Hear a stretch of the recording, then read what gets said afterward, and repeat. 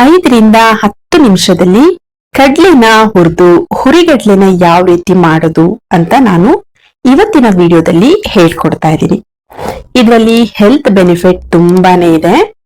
ಇದು ತೂಕ ಕಡಿಮೆ ಮಾಡಲಿಕ್ಕೆ ಹಾಗೆ ಜೀರ್ಣಕ್ರಿಯೆಗೆ ಮತ್ತೆ ಹೃದಯದ ಆರೋಗ್ಯಕ್ಕೆ ತುಂಬಾನೇ ಒಳ್ಳೆಯದು. ಇದರಲ್ಲಿ ಹೆಚ್ಚಿಗೆ ಪ್ರೋಟೀನ್ ಮತ್ತೆ ಫೈಬರ್ ಇದೆ. ಇದು ರಕ್ತದಲ್ಲಿನ ಸಕ್ಕರೆಯ ಅಂಶವನ್ನ ಕಡಿಮೆ ಮಾಡಲಿಕ್ಕೆ ಹೆಲ್ಪ್ ಮಾಡುತ್ತೆ. ಈಗ ಹುರಿಗಡಲೆನ ಯಾವ ರೀತಿ ಮಾಡೋದು ಅಂತ ನೋಡೋಣ. ಮೊದಲಿಗೆ ಒಂದು ಪಾತ್ರೆನ ಬಿಸಿ ಮಾಡ್ಲಿಕ್ಕೆ ಇಟ್ಕೊಂಡು ಅರ್ಧ ಪ್ಯಾಕ್ ಪೌಡರ್ ಉಪ್ಪನ್ನ ಹಾಕೊಳ್ಬೇಕು. ಈ ರೀತಿ ಕಬ್ಬಿಣದ ಪಾತ್ರೆ ಚೆನ್ನಾಗಿರತ್ತೆ. ಕಬ್ಬಿಣದ ಪಾತ್ರೆ ಇಲ್ಲ ಅಂದ್ರೆ ನೀವು ದಪ್ಪ ತಳ ಇರೋ ಯಾವ್ದಾದ್ರೂ ಪಾತ್ರೆನ ತಗೊಳ್ಳಿ. ಸಾಲ್ಟ್ ಅನ್ನ ಪಾತ್ರೆಗೆ ಹಾಕಿ ಚೆನ್ನಾಗಿ ಬಿಸಿ ಆಗ್ಲಿಕ್ಕೆ ಬಿಡ್ಬೇಕು. ಸಾಲ್ಟ್ ಚೆನ್ನಾಗಿ ಬಿಸಿ ಆಗ್ಬೇಕು.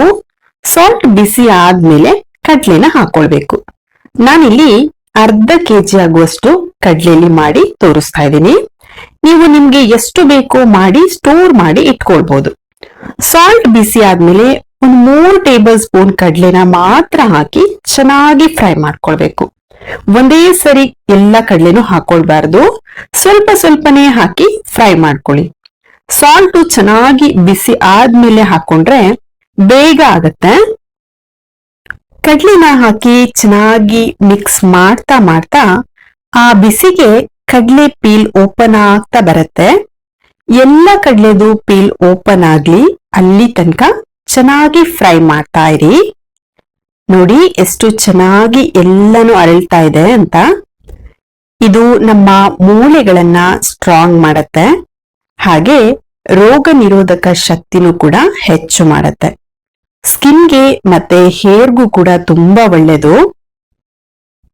ಸಬ್ಸ್ಕ್ರೈಬ್ ಮಾಡದೆ ಯಾರೆಲ್ಲ ನಮ್ಮ ವಿಡಿಯೋನ ನೋಡ್ತಾ ಇದ್ದೀರಾ, ದಯವಿಟ್ಟು ನಮ್ಮ ಚಾನೆಲ್ ಅನ್ನ ಸಬ್ಸ್ಕ್ರೈಬ್ ಮಾಡಿ. ಹಾಗೆ ಪಕ್ಕದಲ್ಲಿ ಬರುವ ಬೆಲ್ ಬಟನ್ ಅನ್ನ ಪ್ರೆಸ್ ಮಾಡಿ. ನಾವು ಅಪ್ಲೋಡ್ ಮಾಡುವ ಹೊಸ ವಿಡಿಯೋಗಳು ನಿಮಗೆ ನೋಟಿಫಿಕೇಶನ್ ಅಲ್ಲಿ ಬರುತ್ತೆ. ದಯವಿಟ್ಟು ನಮ್ಮ ಪೇಜ್ ಅನ್ನ ಫಾಲೋ ಮಾಡಿ ಹಾಗೆ ಸಪೋರ್ಟ್ ಮಾಡಿ. ಈಗ ಎಲ್ಲಾನು ಚೆನ್ನಾಗಿ ಅರಳಿ ರೆಡಿ ಆಗಿದೆ. ಇದನ್ನ ತಿಂಡಿ ತೆಗೆಯೋದ್ರಲ್ಲಿ ತಕ್ಕೊಳ್ಬೇಕು. ಸಾಲ್ಟ್ ಅನ್ನೆಲ್ಲ ಸಪರೇಟ್ ಮಾಡಿ ತಕ್ಕೊಳ್ಳಿ. ಈಗ ಹುರಿಗಡ್ಲೆ ರೆಡಿ ಆಗಿದೆ.